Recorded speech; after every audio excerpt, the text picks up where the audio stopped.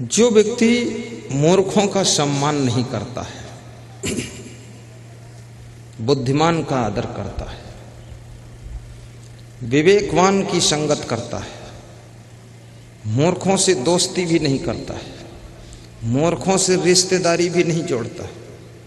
कभी किसी मूर्ख लड़के को पति मत बनाना, मूर्ख लड़की को पत्नी मत बनाना। मूर्ख मूर्ख का जोड़ा लगना चाहिए। हमेशा बुद्धिमान लड़की हो। और बुद्धिमान लड़की की पहचान क्या है, बुद्धिमान लड़के की क्या पहचान है, ये पहचान नहीं बताऊंगा, तुम खुद पहचानो। बुद्धिमान को बुद्धिमान ही पहचान सकता है, बुद्धू नहीं पहचान पाएगा। इसलिए यदि तुम बुद्धिमान होगे तो पहचान लोगे कि बुद्धिमान लड़की, और लड़की बुद्धिमान है तो पहचान लेगी बुद्धिमान लड़का है। धनवान हो ना हो लेकिन बुद्धिमान होना चाहिए, और बुद्धिमान के साथ साथ विवेकवान होना चाहिए। घर छोटा हो या बड़ा हो लेकिन चरित्रवान होना चाहिए। जिस लड़की का पति चरित्रवान है, जिसका पति बुद्धिमान है, जिसका पति विवेकवान है, याद रखना वह लड़की सम्मान से जिंदगी जी सकती है। लेकिन लड़की इस बात को नहीं देखती। लड़की देखती चेहरे का रंग किसका अच्छा है, लड़का भी देखता है किस लड़की के बाल अच्छे। बाल क्या करेगा तू, बालों से कंबल बनाएगा क्या?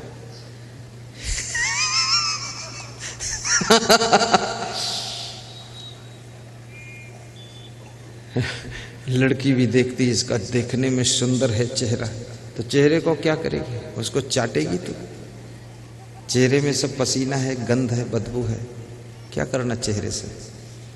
राम का चेहरा तो सांवला था, लेकिन सीता ने राम को चुना था। क्यों?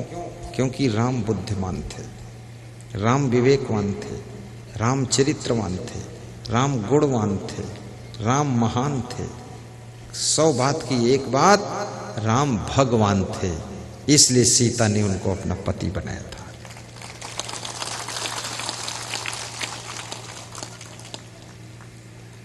अयोध्या में क्या कोई लड़कियां नहीं थी जो राम वहां विवाह कर लेते? ये जनकपुर क्यों आए थे?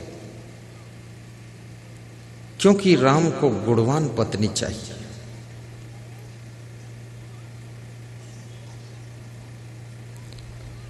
और जिसकी पत्नी गुणवान हो, महान हो, स्वभाव की सुशील हो और चरित्रवान हो, वह पति टेंशन से मुक्त हो जाता है, तनाव से मुक्त हो जाता है।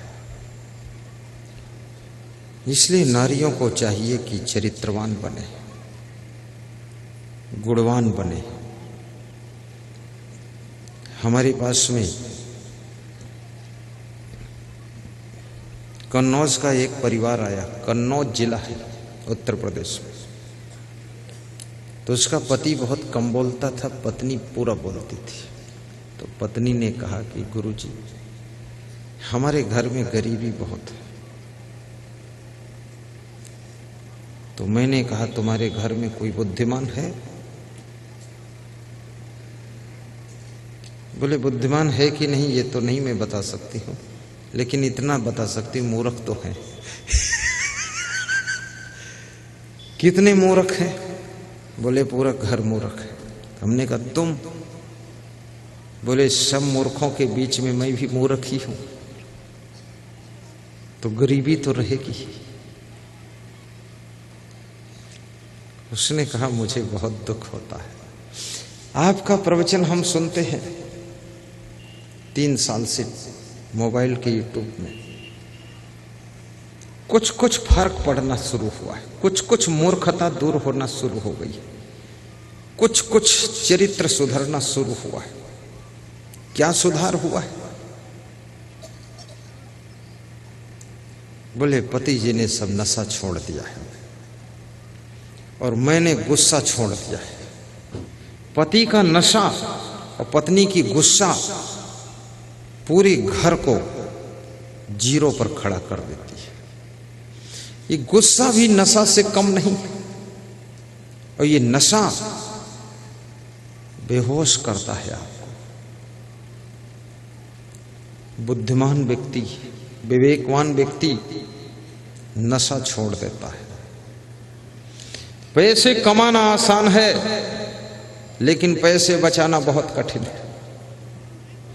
जिंदगी में 100 साल की उम्र प्राप्त करना आसान है, लेकिन जिंदगी के एक एक मिनट का सदुपयोग करना बहुत कठिन है। तुमसे कोई पूछता है कितनी जिंदगी जी चुके हो, तुम कहते हो 80 साल जी लिया हूं। लेकिन अगर ये प्रश्न पूछ लिया जाए 80 साल में कितने साल तुमने सदुपयोग किए, कितने घंटे सदुपयोग किए, तब तुम कहते हो याद नहीं। जो अपने जिंदगी के टाइम का सही सदुपयोग करता है और पैसे कमा कर बचाना जानता है, बचे हुए पैसे को सही कार्य में लगाना जानता है, याद रखना वो व्यक्ति ना तो गरीब रहेगा और ना दुखी रहेगा, वो व्यक्ति प्रसन्नता को जरूर प्राप्त होगा।